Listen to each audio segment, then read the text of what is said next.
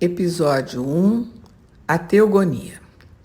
Na Teogonia, Hesíodo conta como a vida foi gerada e como foram gerados os deuses e o universo, o cosmos. Sabendo que cosmos significa justamente mundo, conjunto ordenado, como o universo passou a ser após várias etapas depois da explosão de vida, que nós chamamos hoje de Big Bang, até a formação dos planetas. E no princípio era o caos, diz Hesíodo, primeira frase. Depois veio a terra, nosso primeiro chão firme, e em seguida Eros, a pulsão amorosa.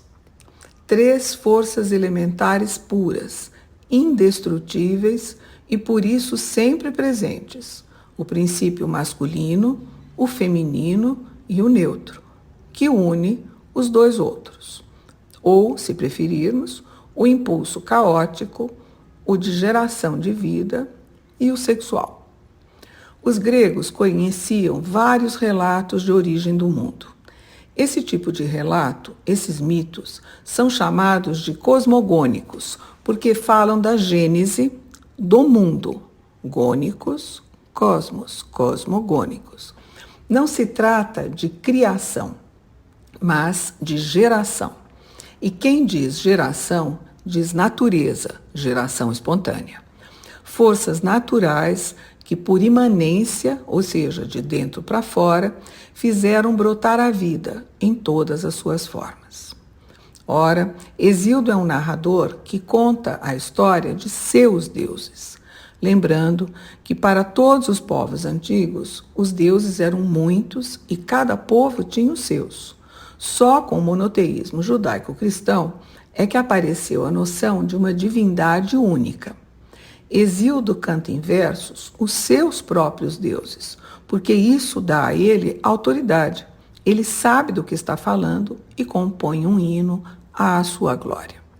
O mito é seu modo de pensar o mundo, como, aliás, no mito judaico-cristão, mas com a diferença de que aqui não se invoca o estatuto de verdade.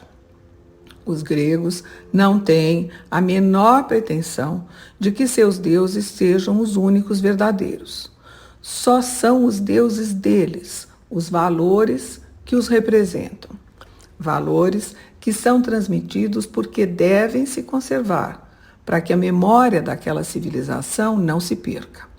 Lembrando que o poema de Hesíodo começa invocando as 9 musas, que são filhas de Mnemosina, a memória, e de Zeus, a divindade suprema. As musas são as 9 artes que nos inspiram, a poética, a lírica, etc. Veremos isso em outro episódio. E são elas, diz Hesíodo, que o inspiraram a contar o que ele vai nos contar. Ele começa descrevendo os primórdios, como, a partir daquelas 3 primeiras forças elementares, Caos, Gaia e Eros, a vida vai se formar e se organizar. Caos é o abismo, o indistinto, a ausência de ordem. É o espaço da queda sem fim, a goela aberta do infinito, onde não há orientação possível. Massa desorganizada e disforme. Esse caos é o vazio. Vazio, e eu cito Pierre Grimald, vazio por inorganização e não por privação. Vazio porque é indescritível e não porque não é nada. Fim de citação. Em seguida, aparece Gaia, a terra de ancas largas, esse chão firme oferecido a todos os seres vivos, e que assim se opõe radicalmente ao caos, até porque ela não nasce do caos, mas sim no caos. E depois vem o belo Eros, aquele que, e eu cito Hesíodo, enfraquece os membros e que no peito de deuses e humanos doma o coração e o sábio querer. Fim de citação. Caos e Gaia vão gerar filhos, cada um espontaneamente e sem se unir. Do caos nascem 3 filhos: Tártaro, o local mais baixo do mundo subterrâneo; Érebo, o negrume profundo, e Nix, a noite, que é mãe de Nêmesis, a vingança, de Eris, a discórdia, de Êmera, o dia. Ou ainda do éter, das Moiras, o destino, de Geras, a velhice, de Hipnos, o sono, e de Thanatos, a morte. Mas essa filiação é estanque, ela não vai progredir. Ela pode ser assimilada a um jato de espermatozoides que não atingem o óvulo.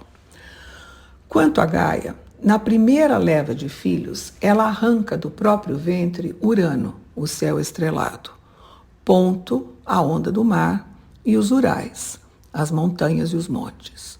Já veremos isso melhor em outro episódio. Eros não procria, ele só incita o masculino e o feminino a se unirem, mas ele é a força de renovação, pois é só a partir do acasalamento do masculino com o feminino que as gerações se renovam.